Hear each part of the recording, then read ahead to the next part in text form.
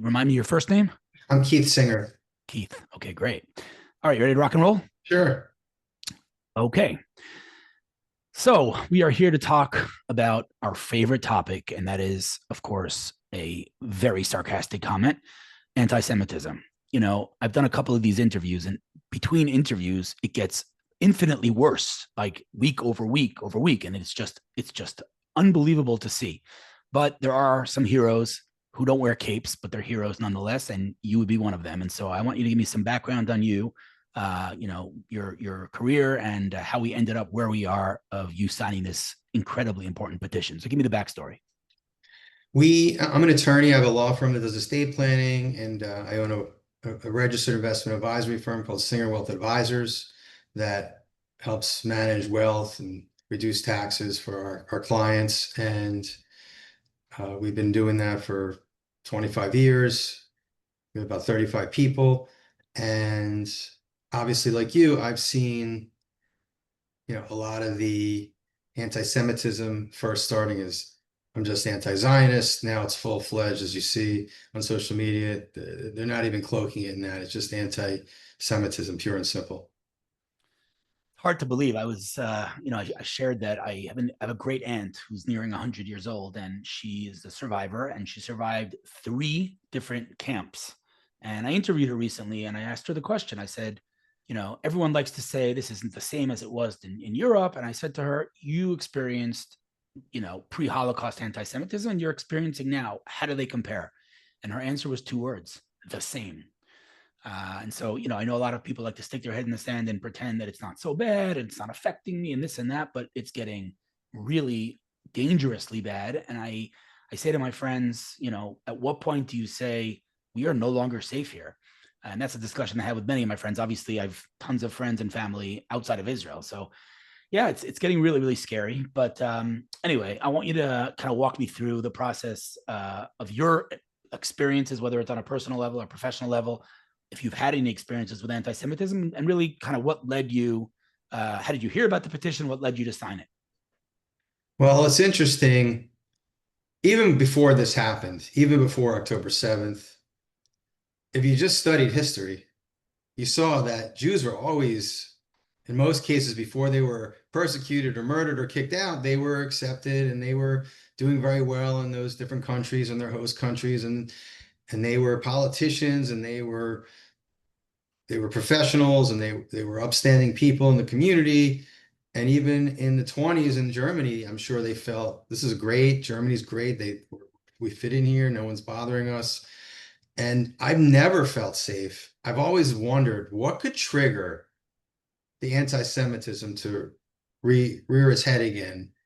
And it was something I've always wondered because it's happened in almost every country. And I never really took it for granted that it couldn't happen in the country we're here in America. And obviously in other countries, it's happening more worse than America. And I always contemplated myself, what if there was some event that just triggered this anti-Semitism that was dormant and made it wake up? I couldn't contemplate what that event would be, but I think we're seeing that right now. I mean, so how do you explain that? Because on October 7th, as a cup half full kind of guy, I said to myself, if there's any silver lining here, there is no way, I said to myself, that the world doesn't stand with Israel now. I mean, these guys, these animals, they live stream their atrocities. It's not even like they're hiding what they did. There's no way that, humanity and the Western world and civilized, normal people won't stand with Israel. That was what I told myself. And, that didn't even last a day. And I'm not even talking about, by the way, when Israel, retaliated, because that's a whole different discussion. But how do you explain that an event like October 7th, where Jews were attacked unprovoked, and we know what atrocities they committed, how do you explain that led to the reactivation of the age-old Jew hatred? Where's the connection there? Well, it's an interesting question. For one thing, I think that Israel doesn't do a great job of public relations, and there is so much misinformation out there, and someone is sponsoring a lot of activism in college campuses, and it's probably funded by people that really don't like Jews in Israel. And and they make people believe, whoever's doing that, that Israel is the evil entity in the situation. And they use terms like colonial settlers, and genocide, and apartheid, and ethnic cleansing. And it's funny, the reality is there's only one country where Jews and Muslims can live together in peace in the Middle East, and that's Israel. Every other state is an ethno state, right? Every other state did ethnic cleansing. They did kick out the Jews, right? So there's only one state that hasn't done that, and that's Israel. Yet they're the one that's being accused of ethnic cleansing. Yeah, I mean, it's literally preposterous. I mean, I see these modern day blood libels. I mean, you talking about starvation. I mean, every single thing they're accusing Israel of is what they're guilty of, right? Every Right. accusation is an admission. I mean, who's starving who? Right. Israel's sending in hundreds of millions of tons of aid, and they're starving our hostages, and we're guilty of starving them. I mean, but again, you and I and many people who use critical thinking know the truth. But the question is, and yeah, I agree with you that Israel's definitely not great at public relations, 100%. And I in a way take that on myself because that's what I've been trying to do for the past 2 years. But the question is, why is it? How is it that otherwise civilized, intelligent people, many people, by the way, from your world, from the financial world or from the tech world, right? I mean, Paul Graham, familiar with Paul Graham? He's a tech Um, investor, started Y Combinator, the accelerator that gave birth to Airbnb and other things. okay. A billionaire, one of the top 5 tech investors in the world, I think, objectively speaking. Brilliant man, flaming anti-Semite. And the things that he tweets are just straight up blood libels. And I got to tell you, growing up in a family where my grandmother and my grandfather were survivors, um, I heard the stories specifically about the lies and the blood libels, and I said, come on, real people believe those things? Like they believed that Jews took the blood of Christians and baked matzah and had horns and like really? And I was like, come on, there's no way real people believe that. And here we have, and this is something that happened last week, and it's hard to believe. Iran literally on air, one of their diplomats accused Israel, this is not a joke, of stealing their clouds. And that's why they have a water shortage. This is a real thing that happened. Like, how is it that when it comes to the Jews, otherwise intelligent people just throw all critical thinking out of the window? They quote the quote unquote Gaza Health Ministry, which is literally Hamas, and I don't need to tell you what Hamas is, made of: murderers, rapists, and worse. How is it? How do you explain it that these otherwise intelligent people just don't use their brain when it comes to the Jews? Well, I think you have to look at where people consume knowledge and information, and it's on social media. When you go onto Twitter or Instagram, there is algorithms that show you what you want to see. And if you want to see support for the fact that the Jews stole land and that the Jews are the aggressors and the Jews, Israel shouldn't exist, even from Jews themselves that are saying that, typically ones that are not observant, that uh, have a more warped sense of what Judaism is, and they use their Judaism to promote that Israel should not exist, and they're not pro-Zionist, and they're anti-Zionist, and Israel's committing a genocide because of the information they're seeing on their feeds, and it fuels their perception, and it solidifies their perception, and it makes them think, I got to be right, because look at all this content that's confirming what I was suspecting all along. And that's what's happening today. You didn't have that before. Now you have that. And so it's easy to get people to believe certain things, especially if they're looking for that belief. And it's going to keep popping up on their news feed and on their Twitter, and you're going to see the stories that support your belief system. That's right. I mean, you nailed it. And I think most people might not understand this. I would bet that over 90% of social media users don't understand what you just said. They think, look, my feed is full of this, genocide and starvation. It must be true. What they don't realize is that the algorithm, like you said, is showing them what it thinks they want to see. Right. And so they already have some preconceived notions about Israel. And the algorithm says, okay, you hate Israel? Here, let me feed you more. Let me feed you more poison. And that's exactly what happens. But it's not only social media, as we know, it's legacy media. I mean, we see people, that are large pundits and have massive platforms who were once, I don't know if I'll call them pro-Israel, but they were definitely not anti-Israel. People like Pierce Morgan, Tucker Carlson, I mean, and they just overnight they flipped. What is happening? Like, I mean, I don't, I we think don't know. people in the news do it for ratings. They do it to be relevant somehow, some way. Um, Alan Dershowitz, he was a staunch liberal, and then all of a sudden now he's going to Fox News because that's where he gets the attention, and his views have shifted. Right. And I've interviewed him actually, and he said no one likes me, which means people on the left don't like me, people on the right don't like me, so I'm probably doing something right. But think about people have an identity, and if you are pro underdog, right, and you believe that Israel's the giant and the Palestinians are persecuted, then you start to hate the giant that's persecuting these poor little people, even though the reality is everything that's happened has been a countermeasure for Israel not to get killed. They start with the checkpoints because they start suicide bombing. So Israel, all right, we're going to stop men from coming in.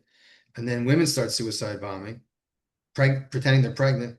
We're going to stop them from coming in. And then they send little kids over with backpacks. So they have to clamp down. Otherwise, they'll get killed. But think about this. So you're this person and you think I support the good guys, right? Because that's who I am. That's my identity. I'm a good person. I support the people that are oppressed. And then all of a sudden, you see a poster of a kidnapped child on a wall. And all of a sudden, that doesn't align with your personal belief. I can't possibly accept this and still say I root for the good guy. That's why they rip down posters. Who would rip down a poster of a kidnapped child or a kidnapped dog or a kidnapped cat? The only reason is because it doesn't align with their belief that I support the right side of this. And so when they see information that's counter to that, they can't accept it. Either I'm not a good person or all of my belief systems are wrong. I can't process that. I got to tear this down. Yeah, it's all about the narrative. I completely agree. But I'm going to push back even further, okay? Because, let's say, you're indoctrinated because your TikTok tells you that, I don't know, that Israel occupied Gaza. Now, of course, Israel left Gaza, but, you're told something else, okay? Fine. Let's accept that. I'm going to go with that. But let's go one step further. How do these people who, speak about Israel contradict themselves, right? You don't have to have any knowledge. Like let's pretend you're 4 years old and you know nothing about history, nothing about the Middle East. How could you, as a human being with a brain in your head, say that there's no food in Gaza and that the hostages are being fed well? Like those two things can't coexist. Like if you're a logical person, even if you know nothing, don't you realize that when you say that there's a two-state solution means Israel alongside another state, and then you say from the river to the sea, Palestine will be free. That means there's no Israel. So which one is it? And these people, again, otherwise intelligent people, forget the fact that they believe lies. They contradict themselves constantly. Right. Like, globalize the intifada and ceasefire now. Which one is it? So right. Again, like I just can't. For 2 years, I'm trying to wrap my head around this. Why do they hate us so much that they throw logic and knowledge and reason and morals and everything that they hold sacred because it's their value system, because that is the value system of the West. When it comes to the Jews, it's all out the window. On a fundamental level, why do they hate us? And it's a good question. That's been historically the case forever. So no one really knows the answer to that question. What's more interesting to me is why do these secular Jews hate us? Why do some of our own Jewish people hate us? Because we're a tribe. We're a tribal religion, right? We're not trying to include everyone. We're not trying to proselytize. We're not trying to get people to come be like us. We stick to ourselves. If you've ever done 23andMe, I don't know if you have, I've done it, Yeah. my wife done it, to see what are we, what's our background, and you're thinking I'm going to be 10% this and 5% this, and it was so anticlimactic because it came back 99.8% Ashkenazi Jew for me and my wife and everyone I know. So that means for thousands of years we've just been sticking together as a tribe.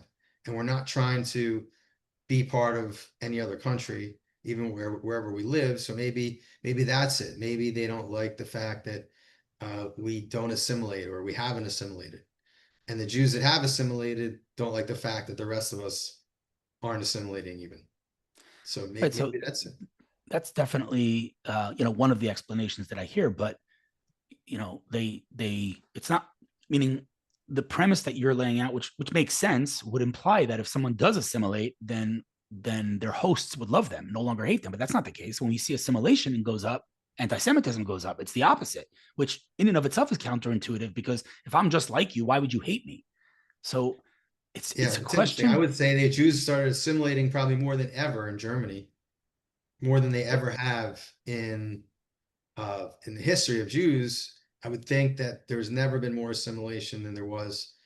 Obviously, right now there's a lot of assimilation, but for the first time, probably in before Nazi Germany, that was where the most Jewish assimilation had occurred, I would think.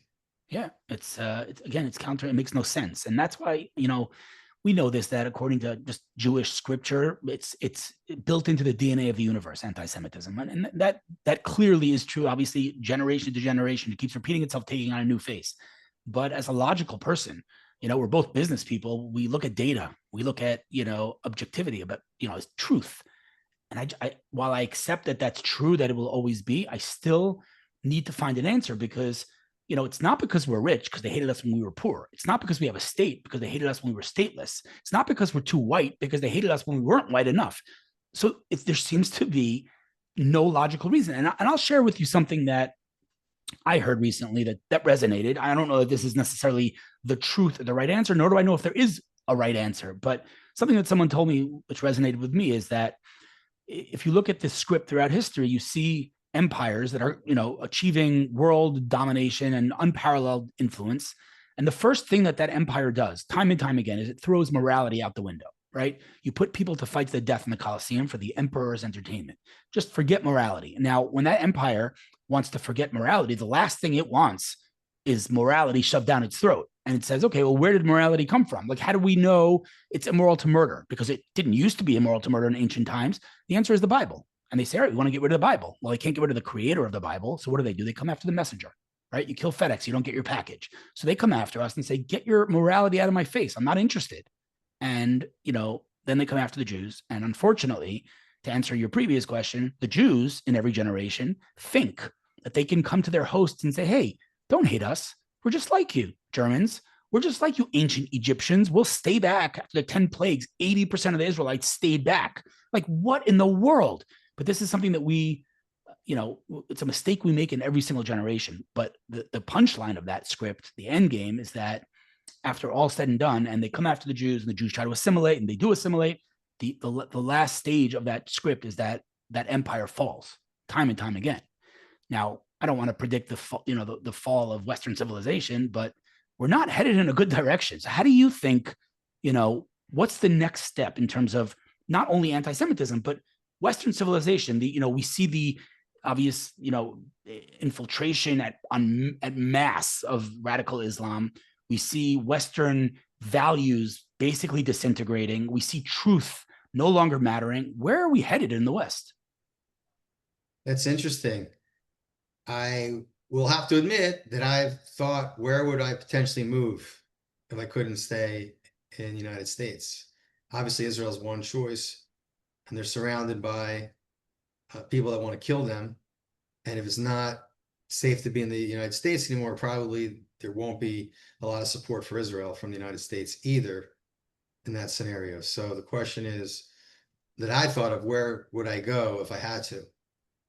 And should I move money out of the country? Should I look at places like Argentina or something like that, where maybe it's you can lay low there? I don't know, but obviously we're still far from that, Are but we? things can move quickly. Are we far from See that? it. I think we're far from that. I would hope to think that. When I say far, who knows? Obviously, it's not going to happen in 3 months or 6 months, but things do move quickly. I mean, let And me play devil's advocate here on okay, that point, okay? First of all, let's start with the fact that you are absolutely safer here in Israel than you are anywhere else, because there's one thing that you forgot, and that is that we have an army here dedicated to your protection. Now, that army failed on October 7th, and I'm not sugarcoating that, but there still is an army dedicated to your protection, whereas anywhere else in the world, no one's protecting you. So, I'm looking forward to buying you a shawarma when you come to Israel, but that's a whole different discussion. But I think that if you look at the events objectively, which is hard to do, admittedly, it's hard to do when you're in it. It seems to me that if I were to make a list of things that if those things happen, I'm going to start asking whether I'm safe here. If you look at that list, it seems to me that it's all happened. I mean, just think about it for 1 second. You got anti-Semites in Congress. You got Jews being harassed on the streets. You got Jews being assaulted on the streets. You got synagogues being firebombed. You got Jewish schools being threatened. You got blood libels spreading across the media. I think the only thing that's left to happen that hasn't happened completely yet, it's happened partially, is the full institutionalized anti-Semitism. There's no Right? state-sponsored anti-Semitism yet. Right. That's the last thing. And I got to tell you, I'm not as optimistic as you, because we're getting there. I mean, you see hundreds of thousands of people marching in Sydney with flags of ISIS, and the authorities doing nothing, just standing there doing nothing. So while it's not legislated yet, the different branches of government, we have diplomats and politicians across Europe who are not only accepting radicalism, but they're rewarding radicalism with a state, right? So we have that. We have, the legislative executive branch, we have the law enforcement ignoring it. So yeah, it's not written in the law quite yet, but I don't know that I think that the West has that much time left, if, and this is a big if it's not reversed. Meaning, without getting into American politics, I think one of the things that Trump has been definitely coming down on hard has been anti-Semitism on campuses and things like that. So it's not crazy to imagine the scenario that Trump reverses the trajectory. It's not crazy. It's never happened before in history, but it's not crazy. And unless that happens, unless it is reversed, if you look at the data and you look where we're headed, it's quite cler that we don't have a lot of time left, and it's terrifying to see. But this is the reality. Anyway, I want to hear more about this petition. How how'd you hear about it? What it means to those who are watching and might not be familiar. A friend of mine, Barry LaBelle, he introduced me to it. So I said, sure, I'll sign it. And it's important to be active if you're Jewish, and to make sure that we're protected here. And obviously through lobbying and Congress and things like that. But what's interesting, there's always been bipartisan support for Israel, but now we see that the recent resolutions, over half of Democratic U.S. senators voted to stop giving aid or military aid to Israel. That's just the start. It's never been anything like that before. It's usually 98 to 2 or 95 to 5. Now it's half of Democratic, over half, majority of Democratic U.S. senators. Now there is anti-Semitism on the right. I would say among the white nationalists, there's a lot of anti-Semitism, but in Congress right now, it's swelling on the left. And whether Trump reverses his course or not, you never know what someone's going to do. Obviously, politicians do what's in their best interest. But the pendulum always swings back and forth. And when people get fed up or they're not happy with the status quo, then you get people voting the other side. And you could easily get a Congress and a president that's on the other side, and they have constituents that are anti-Israel, and they're going to listen to those constituents, and that could be the next domino that falls. Terrifying to think about. So, okay, so those that are watching that aren't familiar with the petition, just walk me through what it means and how does it work, and how have you implemented it? Just walk me through it. I'm not that well versed in how it started, but when I was asked if I would sign a petition as a business owner condemning anti-Semitism and making my voice public, it's all I really needed to hear. I said, fine, I'll do that, no problem. And if someone doesn't want to do business with us because anti, anti-Semitism or anti people that are against Israel and Jews, then it is what it is. It's fine. I don't mind that. Well, what do you say to those many, many people who moronically, sorry for using, say, I'm not anti Semitic, I'm only anti Zionist? What's your response to that?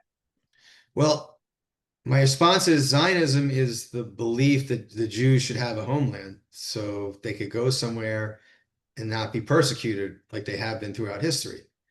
And if you're against that, then you're against having a Jewish state, which means that you would have to open your borders and let Muslims move in there if they wanted to, just like you let Jews move in there, and they would become a majority eventually.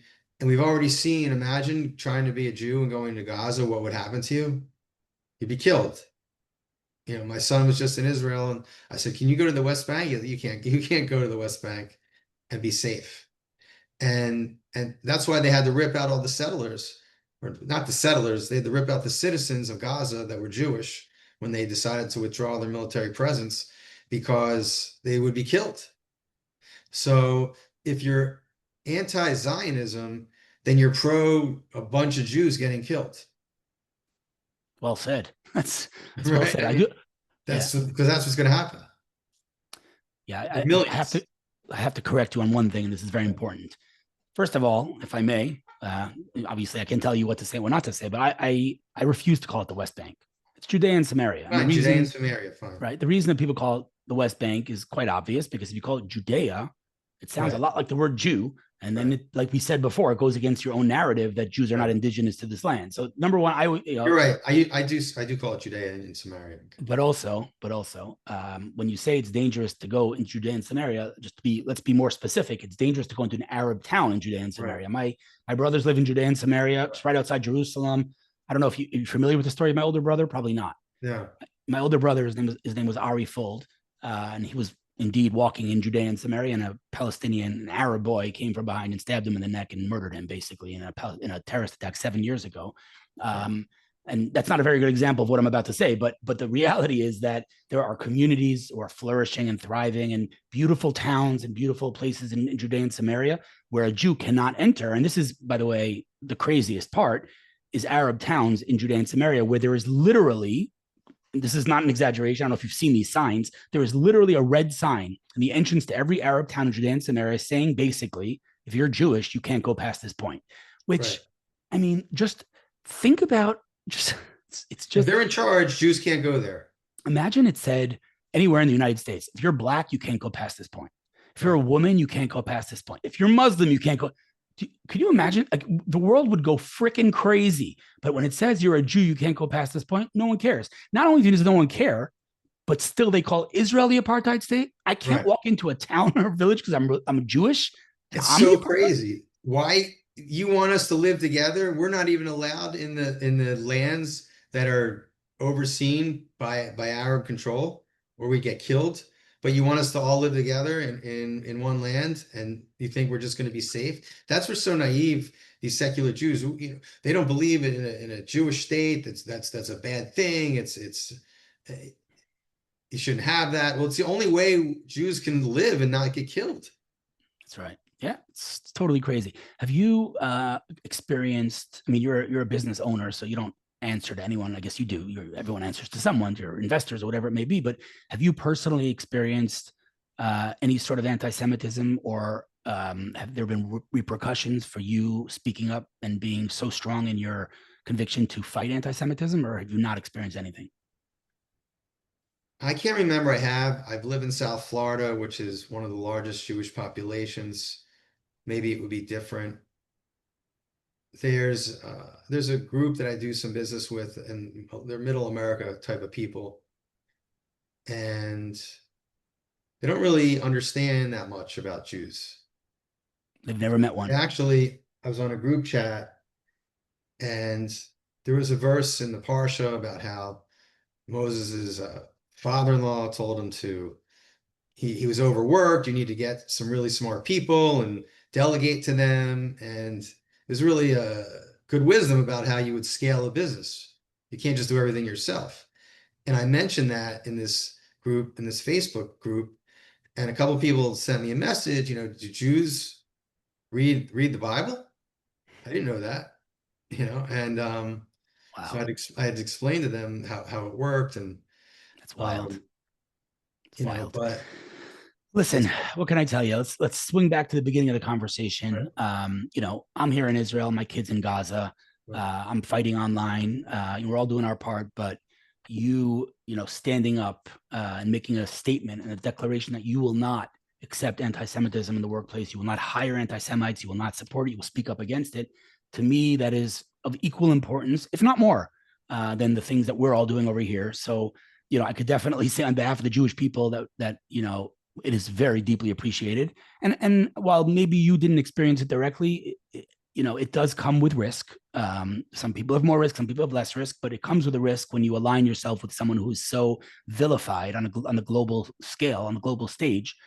So first of all, I just wanted to say thank you. I don't take it for granted. None of us take it for granted. It's tremendously appreciated. Second of all, I want to say that I hope I'm wrong about my predictions about the West, because that would be tragic on a different level to see the West fall to radical Islam.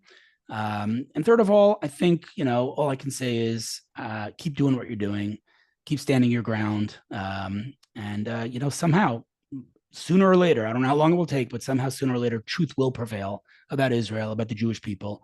And while we teach an entire generation not to use critical thinking, eventually people will come to their senses and say, wait a second, I'm looking at the pro-Palestinian marches and I'm looking at the pro-Israel marches. There's something fundamentally different here.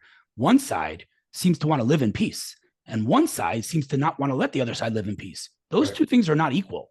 But right. right now, like I said, there's everything's moral relativism, and it's no better or worse. It's just different, and that's one of the biggest symptoms of, I would say, woke, or just in general, Western. I don't want to say, I guess Western liberal politics.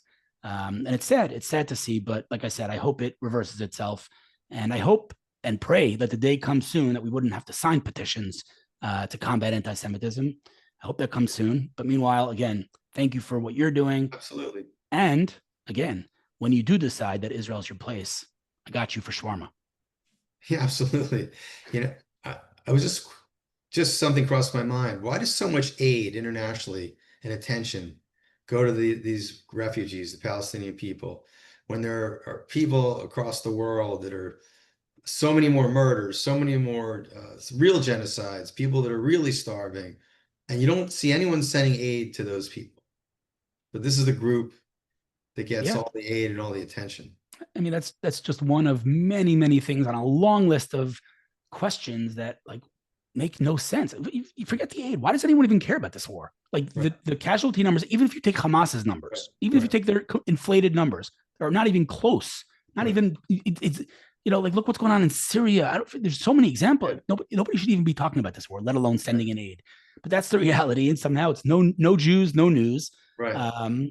But on our side, on what we need to do, we need to, in my opinion, stop taking these people into account, because we cannot appease them. Whatever we do, we're going to be the wrong ones. And Right. so it's time, We just have to survive. We have to do what right? we have to do. We have to do what we have to do. And yeah, of course, we want to maintain friendships and relationships with America and other countries. But if it means, as Golda Meir said, I'd rather be alive and hated than Yes. dead and loved. Right. I guess we'll end on that note. Thank you Okay. again. And I really do look forward to meeting you in Israel. All right. Take care. Good talking Thanks so to you. much. Bye bye.